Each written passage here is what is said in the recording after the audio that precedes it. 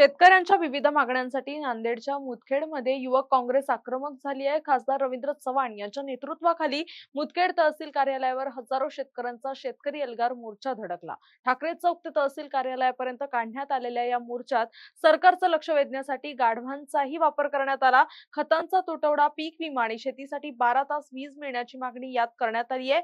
मागण्या मान्य न झाल्यास तीव्र आंदोलनाचा इशारा खासदार चव्हाणांनी दिलाय।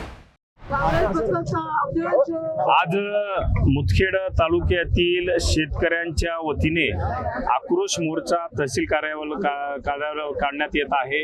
आज आमचे आयोजक जे बालाजी गाडे पाटील आहेत आणि आपण बघू शकता या मोठ्या प्रमाणात शेतकरी वर्ग मुदखेड तालुक्यातला आलेला आहे। आमचे काँग्रेसचे जिल्हाध्यक्ष उत्तरचे विठ्ठल भाऊ पावडे, आपण जे भोकर विधानसभेचे नेते तिरुपती पाटील पोंडेकर आणि मोठ्या प्रमाणात शेतकरी वर्ग आहे आणि शेतकऱ्यांनी एक प्रकारचा आक्रोश व्यक्त केलेला आहे सरकारवर, राज्य सरकारवर।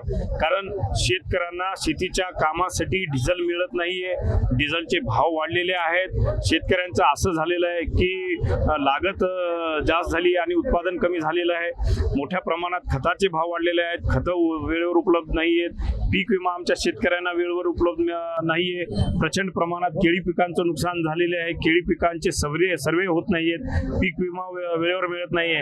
आज महाराष्ट्रात केळी पिकाचा जो नुकसान आहे 22,500 महाराष्ट्र सरकार देते, तेच मध्य प्रदेश सरकार 2 लाख रुपये देते। म्हणजे एवढा फरक का की जी आश्वासनं देऊन हे महाराष्ट्र सरकार सत्तेवर आलेलं आहे, मला वाटतं की त्या सरकारला त्या आश्वासनाचा विसर पडलाय काय। आणि निश्चितच सरकारला जर असं वाटत असेल की आम्ही निवांत राहू, समाधानी राहू, तर काँग्रेस पक्ष कदापि हे होऊ देणार नाही। संपूर्ण महाराष्ट्रामध्ये सरकारने जर शेतकऱ्यांप्रती जर निर्णय घेतला नाही तर संपूर्ण महाराष्ट्रामध्ये शेतकरी वर्ग मोठ्या प्रमाणात रस्त्यावर उतरून सरकारप्रती संताप केल्याशिवाय राहणार।